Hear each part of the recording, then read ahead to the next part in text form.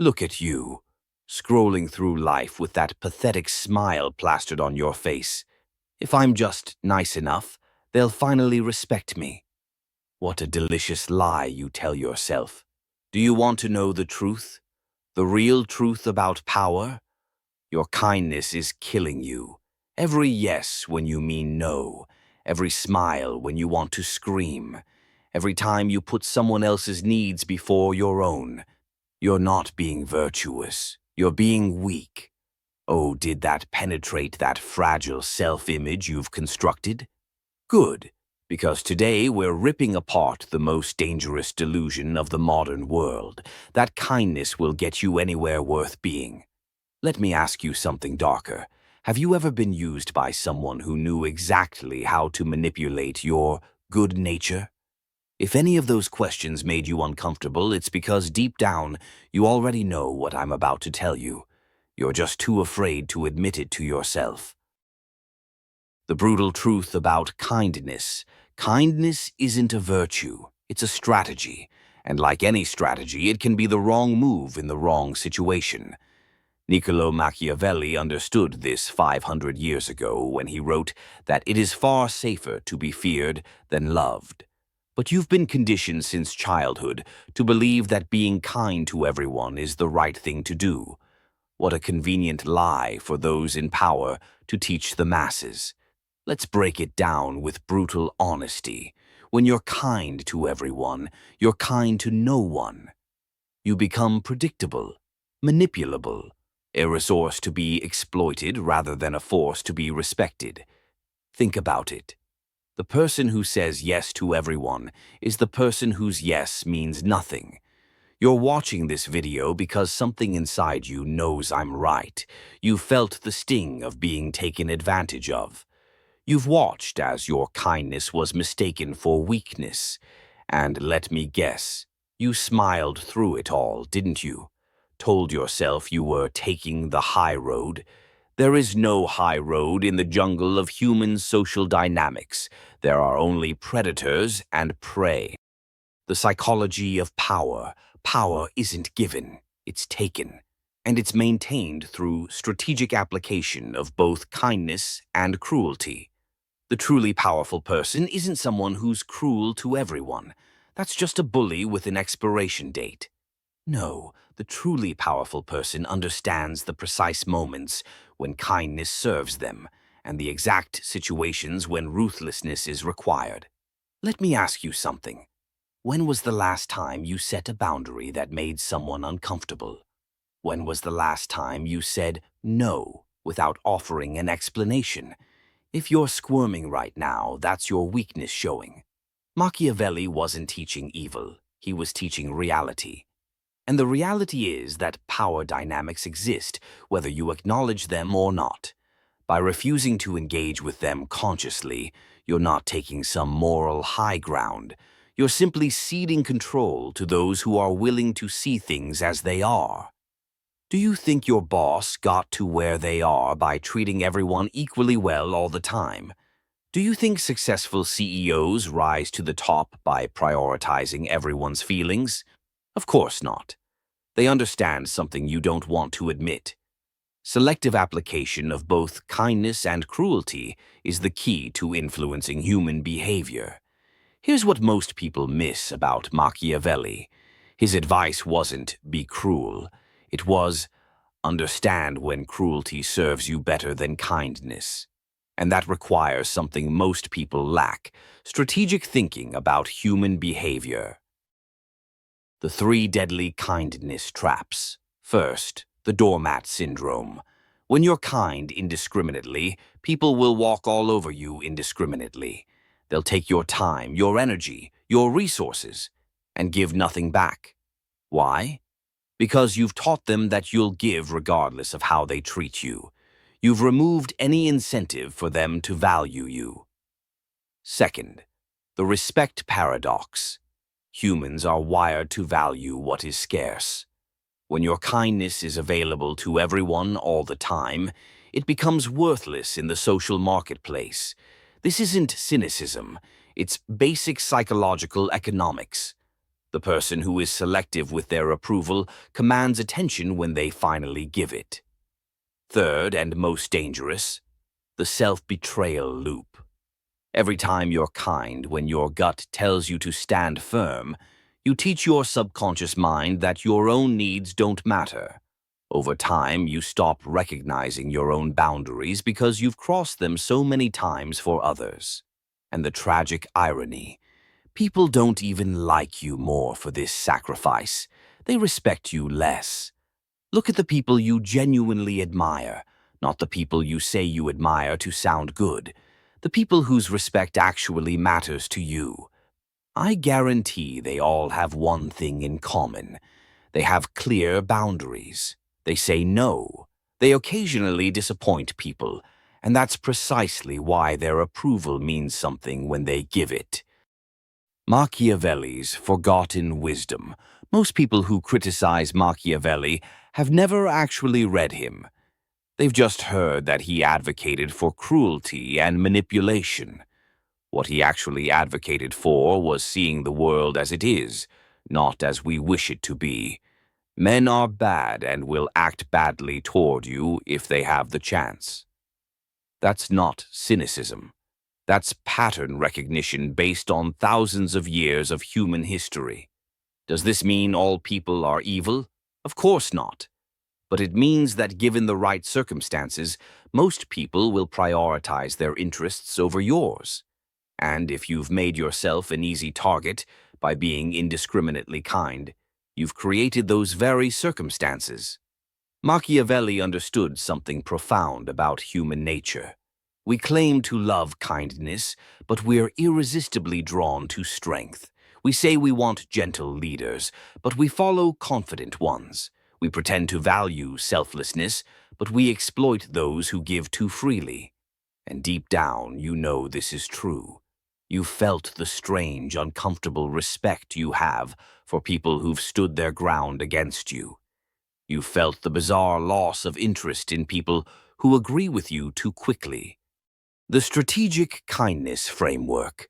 I'm not telling you to become a monster. I'm telling you to become a strategist. Kindness should be a card you play, not a cross you bear. Here's how to apply strategic kindness. First, identify your inner circle. These are the 5 or 7 people whose loyalty and support directly impact your success and well-being.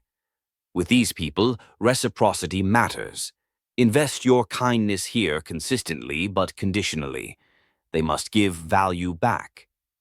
Second, recognize your power players. These are people with influence over your goals. With them, kindness should be transactional. Be warm when it advances your position. Be cold when they overstep. Third, understand the masses. These are people with minimal individual impact on your life. With them, kindness should be minimal and ceremonial. Professional courtesy, nothing more. Save your energy for where it counts. Does this sound cold? Maybe. But tell me this. Is your current approach working? Are you getting what you want out of life? Or are you exhausted from giving while receiving little in return? The most painful truth I can tell you is this. When you're kind to everyone, you're not being kind. You're being lazy. You're avoiding the difficult work of discernment. You're refusing to make the hard choice of who deserves your best self and who doesn't. The brutal psychology of social value. Let's talk about something nobody wants to admit. Human beings operate on social value calculations whether they're conscious of it or not. Every social interaction involves a rapid, subconscious assessment of what the other person is worth to us versus what we have to give up to get it.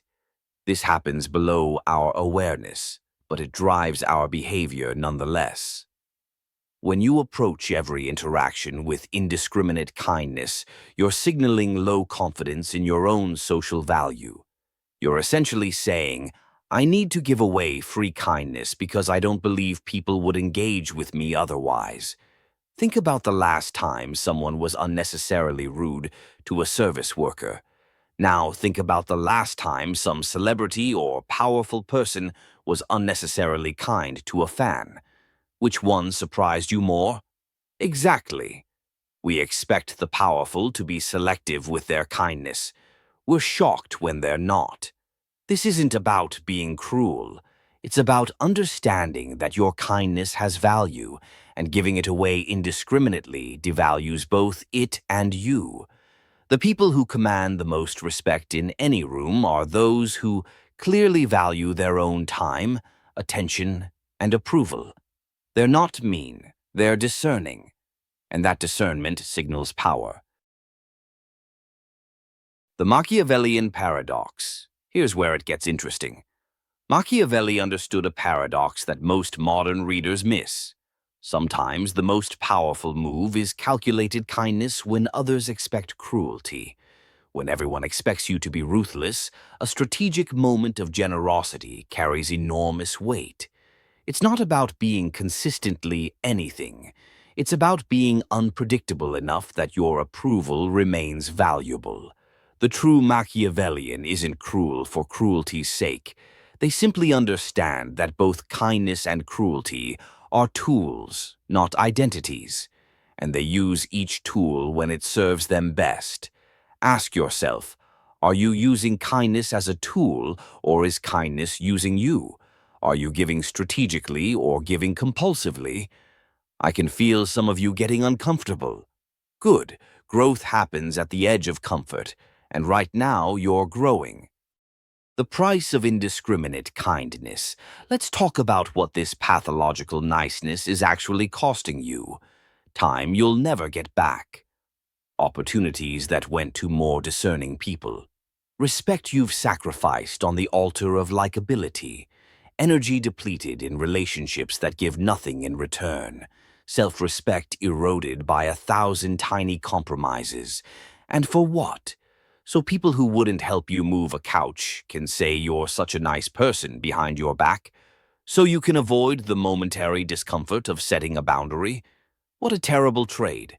The most successful people I know, the ones with real power, real influence, they all have one thing in common. They're willing to be disliked by the many to be respected by the few. They understand that approval from everyone is worth nothing. Respect from the right people is worth everything. Implementing Machiavellian wisdom. So how do you actually apply this? How do you stop being pathologically nice without becoming a sociopath? Start by auditing your relationships. Who consistently takes more than they give? Who respects your boundaries? Who values your time? Be brutally honest with yourself. Next, practice saying no without explanation. Just, no, I can't do that. No elaborate excuse. No apology. Just no. Watch how people respond. Those who react with hostility were never your allies. Then begin withdrawing your kindness from those who don't reciprocate. Not with announcement or drama. Simply redirect your energy toward those who earn it. Most importantly, start seeing your attention, approval, and kindness as valuable resources to be invested, not infinite goods to be given away. Would you throw cash out your car window? Then why throw away your emotional energy? There's a reason powerful people have inner circles. They understand that their time and energy are finite resources. They allocate those resources where they yield the greatest return, not just financially, emotionally, spiritually, and socially as well. The power paradox. Here's something fascinating about power. Those who chase it directly rarely get it. Those who build the capacity to affect outcomes often find it comes to them. Machiavelli understood that power isn't a thing you possess. It's a perception you create. And that perception is built on consistent signals that your time, attention, and approval have value. When you're kind to everyone, you signal that your approval is worthless. When you're cruel to everyone, you signal that you're insecure. But when you're strategically kind and strategically firm, you signal that your approval must be earned. And what people must earn, they value. This isn't manipulation, it's human nature. We value what costs us something. We disregard what comes too easily. This principle operates whether you acknowledge it or not. The only question is whether you'll use it or be used by it. The courage to be disliked. Let me tell you something that might change your life. Not everyone should like you. If everyone likes you, you stand for nothing. Having enemies isn't a failure of character. It's evidence of character. It means you've stood for something. It means you've created standards. It means you've set boundaries. The pathologically nice person fears conflict above all else. They'll sacrifice their values, their time, their energy, anything to avoid someone disliking them. And in doing so, they become hollow, a vessel for others' needs with no core of their own. There's a profound dignity in being willing to be disliked for the right reasons, for standing your ground, for saying no when no is the right answer, for valuing yourself enough to expect reciprocity. Machiavelli wasn't teaching princes how to be tyrants. He was teaching them how to be effective, how to actually achieve their aims rather than just being well-liked but ultimately powerless. And that's what I'm offering you today. Not tyranny. Effectiveness. The ability to actually move toward your goals rather than being pulled in 100 directions by everyone else's expectations. The ultimate power move, the ultimate Machiavellian move isn't cruelty. It's selective investment of your resources based on clear-eyed assessment of who deserves them. Kindness to everyone is kindness to no one. Strategic kindness to the deserving few is both more genuine and more powerful. So I challenge you right now. Identify one relationship where you've been giving too much for too little in return. One person who consistently takes your kindness for granted, and withdraw that kindness without explanation or drama. Watch what happens. I promise you'll learn more about power dynamics from that one action than from reading 100 books on the subject. Some of you are panicking at just the thought of this. That's how deeply conditioned you are to give without expectation of return. That's how thoroughly you've internalized the lie that kindness must be universal to be virtuous. But deep down, you know I'm right. You know that your current approach isn't working. You know that something needs to change if you want respect, influence, and the power to actually achieve your aims in this world. The choice is yours, so here we are, at the crossroads. You can close this video right now. Go back to being universally kind and perpetually exploited. Keep giving your best to those who give nothing in return. Keep exhausting yourself to earn approval that ultimately means nothing. Or you can take the first step toward genuine power, toward relationships based on mutual value rather than one-sided sacrifice, toward a life where your kindness means something because it isn't given to everyone. Machiavelli's most profound insight wasn't about cruelty. It was about clarity, seeing things as they are, not as we wish them to be. And the reality is that your kindness is a resource too valuable to waste on those who don't deserve it. The choice is yours. Continue living in the comfortable lie that universal kindness will somehow be rewarded, or step into the uncomfortable truth that strategic kindness is the only kind that holds any power. I think I know which one you'll choose. After all, you watched this far. Some part of you is ready for the truth. Some part of you is tired of being exploited. If this video resonated with you, smash that like button. Share this with someone who needs to hear it. Join the small percentage of people willing to see the world as it is rather than how they wish it to be. Because in the end, Machiavelli's ultimate lesson wasn't about princes or principalities. It was about human nature. And human nature hasn't changed in 500 years. The question is, are you brave enough to acknowledge it? I think we both know the answer to that. See you in the next video, if you're strong enough to face more truth.